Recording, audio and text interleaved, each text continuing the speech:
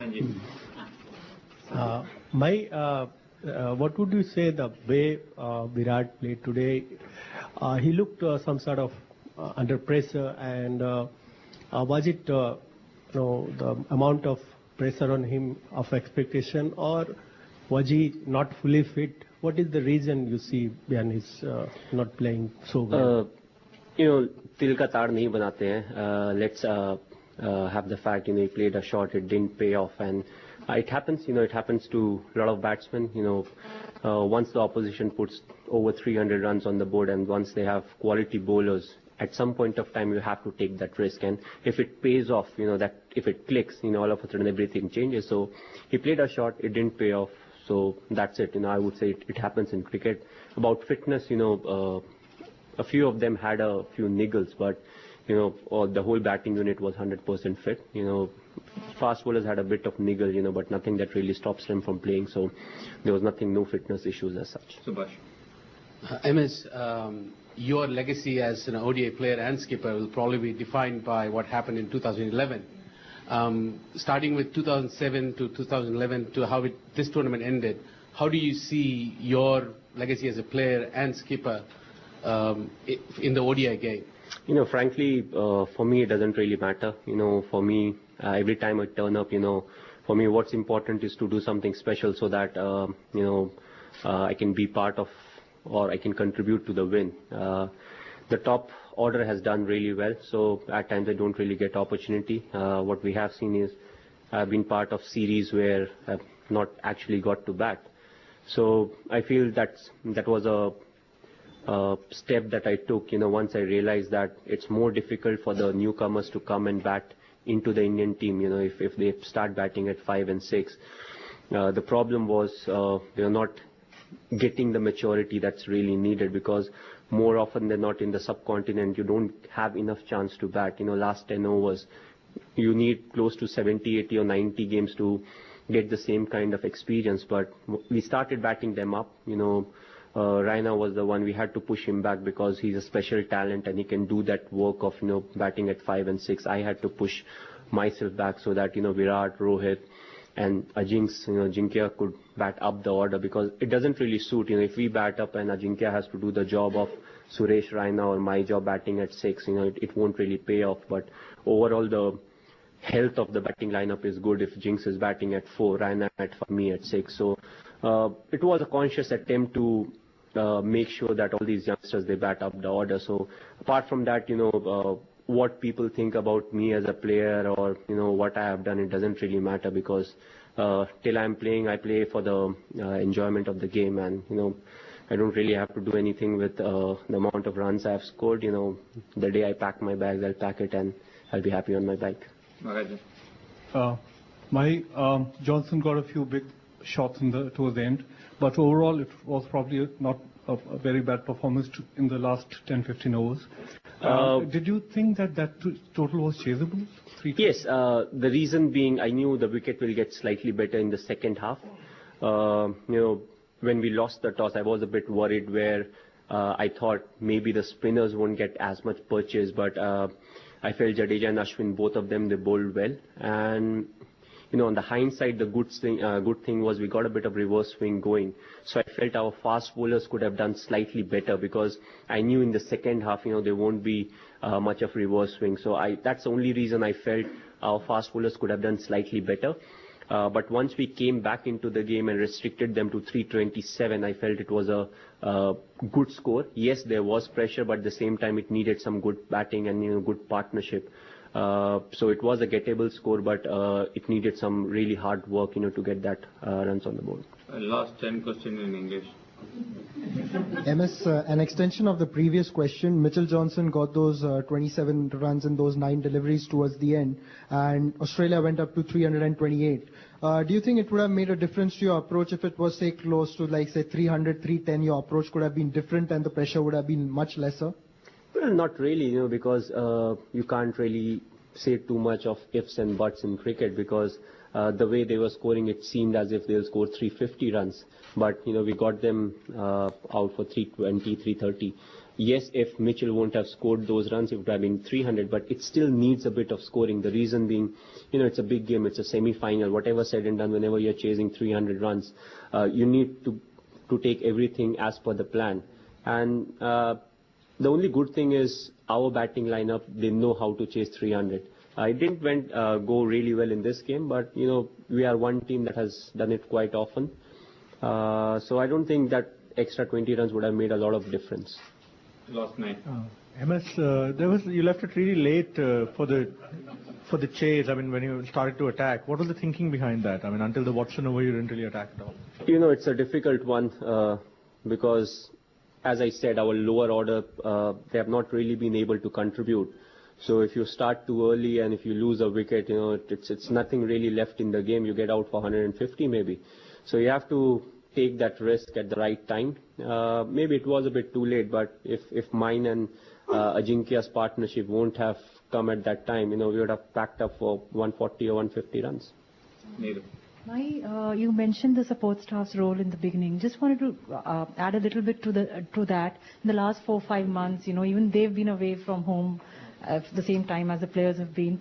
Their contribution, if you could just give 1 or 2 examples, how immense has that been, and in like the kind of work you've done? we work more as a family. The reason being that's our culture also, and I feel it often helps to have the kind of support staff that we have. The relationship it's not like we have a bowling coach, you have this, you have that, you have a fielding coach.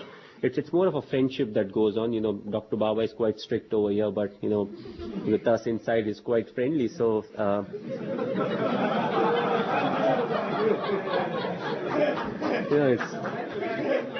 and I keep telling him, if the media is happy with you, then you are not a good media manager. But that's a kind of that's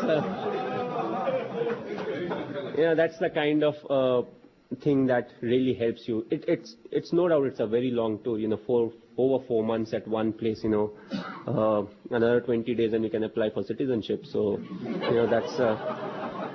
that's the amount we are talking, but it has been good. We learned a lot out of it, but at the same time, hopefully, what the fast bowlers have learned in this tour, they'll keep that in their mind, because we won't be playing outside the subcontinent, till next year maybe. So it's very important for them to, keep in mind what really they have learned.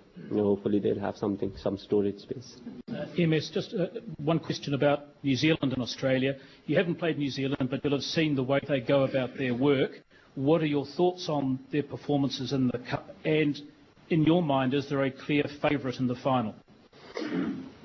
Well, when it comes to a clear favourite, the thing is, in the shorter format, it's all about that particular day, which team plays better cricket. The one of the biggest thing that the New Zealand team will have to deal with is the size of the field. In New Zealand, you can get away with quite a few missed time shots. Generally, what we have seen in New Zealand, you get very good wickets. Hamilton is one wicket where it holds on a bit, but other than that, all the wickets have been just fantastic. But when you come to Australia, you get a bit of reverse swing, and at the same time, you may get wickets where, it's slightly too paced, especially if you talk about MCG. So, how to take risk will be something that's very crucial. And, Australia, they have that advantage of knowing the wickets well, and, having 3 left-arm fast bowlers in their armory, because that will certainly help them. But overall, we have seen New Zealand is one side that's a very contributive side. All the ICC tournaments, they do really well. So, hopefully I'll reach back home and enjoy the finals. May the best team win. MS, you've played not just this World Cup, but for a year or so before that under certain playing conditions in ODI cricket. Now that you're out of this World Cup, just talk to us what you think about these playing conditions for this Cup and whether you'd like to see them change beyond. It's my personal opinion. I would like them to change. In the history of cricket, you have not seen 200s, and all of a sudden in 3 years' time, you see 3 200s being scored. A lot of people will say there are a lot of dot balls, that are getting bowled because of that extra fielder inside. So I would say, have the option of having them outside. You can keep all 11 inside, to stop all the dot deliveries. So we have to see, let's not make 50 over game a like a T20 game, because I feel even a lot of sixes and a lot of fours also makes it very boring. The main essence of ODI cricket is how you bat from the 15th over onwards till maybe the 35th over. The first 10 and the last 10 doesn't matter. It's more like a T20, but the real essence of ODI cricket is how you bat in the middle over. So you have to make sure that, it's still there present in the game. And I feel, the rules are slightly harsh, maybe slightly more harsh on the spinners, who would like to deceive the batsmen with their flight, look to flight it, challenge them. Now, you have all these batsmen playing sweeps and reverse sweeps and all these different shots, and, they have advantage. But you want power to dominate, because that has been ODI cricket, more than the soft touches and all. You have the option as a captain, if you like this rule, you can bring the fielder inside. MS, no doubt, Team India played very well during the World Cup, all the matches until the semi-final. But the people back in India protesting and doing something like that, what would be the message for the people, and do you feel this is not good and this is bad? Sir देखिए, ना हम media की बातें ज़्यादा सुनते हैं, न TV यहाँ पे हम देखते हैं, तो we got very good response. लोग इंडिया से यहाँ पे आए हैं, they have come all the way, they are watching the game, so that's a big victory for us. Last for Madhu. MS, through the tournament, your fast bowlers have used the bouncer very well. In this match, it didn't seem to come off so well. Is it because of the pitch or the strategy, or Australians played it very well? No, I think still we got quite a few wickets. I don't know how many, but I think minimum 3 we got. And if you're getting 7 or 8 wickets and 3 is out of bouncer, you have to take it. I feel we could have altered the length, not the short pitch delivery. I felt at times we were slightly more up than where we should have been, because this wicket was not similar to some of the other wickets that we have played. But as I said, we could have done something better, but it doesn't really matter now.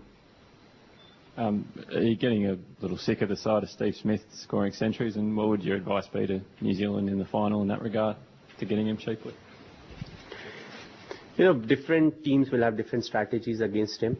I don't know what New Zealand's strategy will be, because their set of bowlers is very different.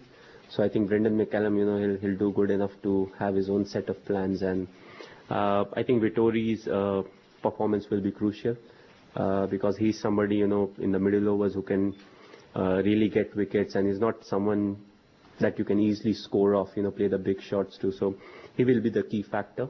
Other than that, it will depend on how their fast bowlers bowl, because New Zealand's strength is their fast bowling, and at the same time they've got explosive batsmen. So I feel it's quite a balanced game.